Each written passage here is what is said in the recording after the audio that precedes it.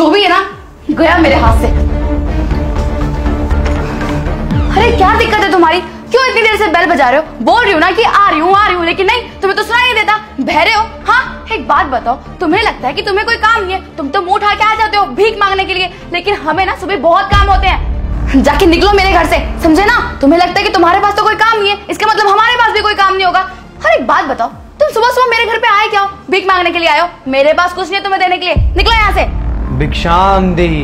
बहन, मैं सुबह से कुछ नहीं खाया हूँ। मैं सोचा कि तुम्हारे द्वार पे आऊंगा तो कुछ खाने को मिल जाएगा। मैंने सुबह से कुछ नहीं खाया, कुछ खाने का दे दो बहन। भगवान तुमको हमेशा खुश रखे। अरे क्या बकवास किए जा रहे हो? हाँ, तुम्हें क्या लगता है कि मेरा घर धर्मशाला है जो आओगे जब मर्जी मुंह उठा के कुछ भी मांग लोगे? और एक बात बताओ, तुम्हें क्या लगता है कि हम फ्री में लेकर आते हैं? अरे एक एक पैसे की ना कीमत होती है, यहाँ पर कोई ना फ्री में नहीं आता है सामान। और तुम्हें लगता है कि मैं तुम्हें लाकर कुछ भी सामान दे दूं और तुम जाकर बाहर बेच दोगे? अरे अच्छे खासे इंसान दिखते हो, जाके कोई काम धंधा कर लो, ये घर घर में जाके भीख मत मांगो। बहन, अब शब्द का प्रयोग मत करो। मैं खाने के बदले तुम्हें दुआ दे के जाता। हो वाह, क्या धंधा है ना तुम लोगों का कि मैं तुम्हें खाना दूं और तुम खाने के बदले मुझे दुआ दोगे। देखो, ये बिजनेस ना यहाँ मेरे आगे नहीं चलेगा। मुझे सब पता है तुम्हारे बारे में। तुम लोग बाहर जाके खाना बेचते हो और हमें बोलते हो कि मैं भगवान के नाम पर कुछ दे दो। ये भगवान के नाम पर ना झूठे नाटक करना हमारे सामने बंद करो। और हाँ, मुझे तुम्हारे दुआ की कोई नीड नहीं है, हमारे पास ना बहुत कुछ है। भगवान ने ऑलरेडी हमें बहुत कुछ दे रखा है, तो तुम्हारी दुआ अपने पास रखो और निकलो यहाँ से, कुछ नहीं है यहाँ पर। ठीक है बहन, जैसी तेरी इच्छा, सब प्रभु की लीला है। राधे राधे, राधे राधे। अरे ये कहाँ चला गया? अभी तो यहीं खड़ा था। पता नहीं क्या ड्रामा लगा रखा है सुबह सुबह, दिमाग ही खराब कर दिया। पता नहीं कहाँ गया।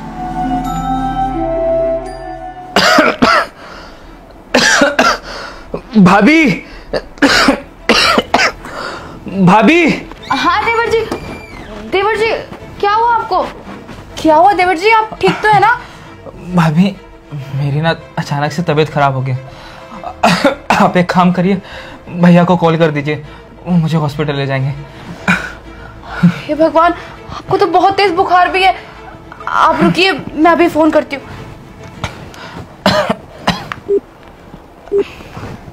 देवर जी, सम्राट का तो नंबर ही नहीं लग रहा है। लगता है सम्राट आ गए। आप 2 मिनट रुकिए, मैं उनको लेकर आती हूँ।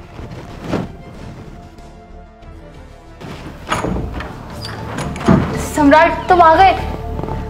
हाँ यार।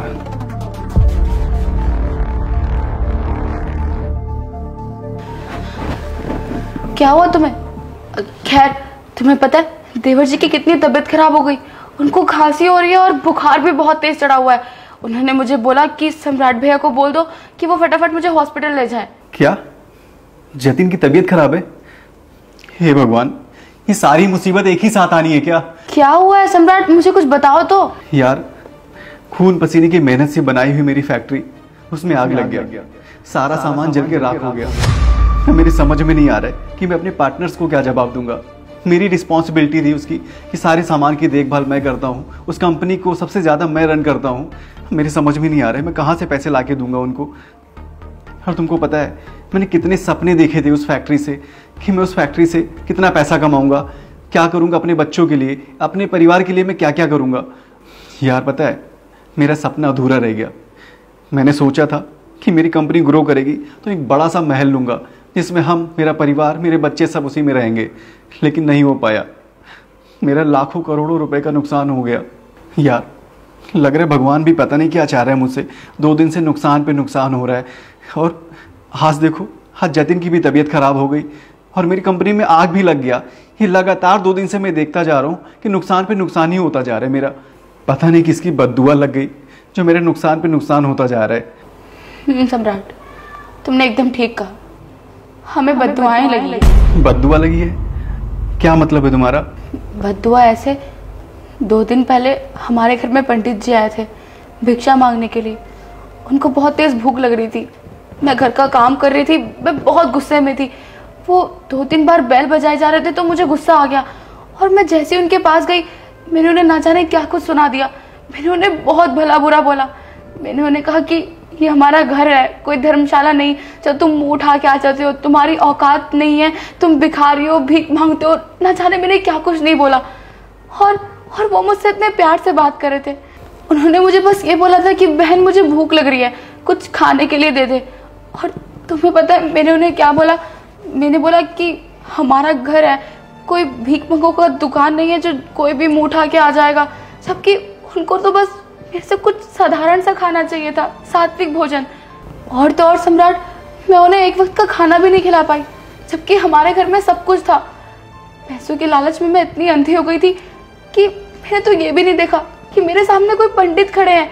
मुझे कम से कम उनका मान मर्यादा रखनी चाहिए थी, और मैंने अपने घमंड में पता नहीं उन्हें क्या कुछ नहीं बोल दिया। और मेरे कर्मों की सजा तुम सबको मिल रही है, सिर्फ मेरी वजह से। गुरप्रीत, तुम्हें पता है तुमने संत का अपमान नहीं किया है, तुमने भगवान का अपमान किया है। और अगर भगवान देना जानता है ना, तो लेना भी बहुत अच्छे से जानता है।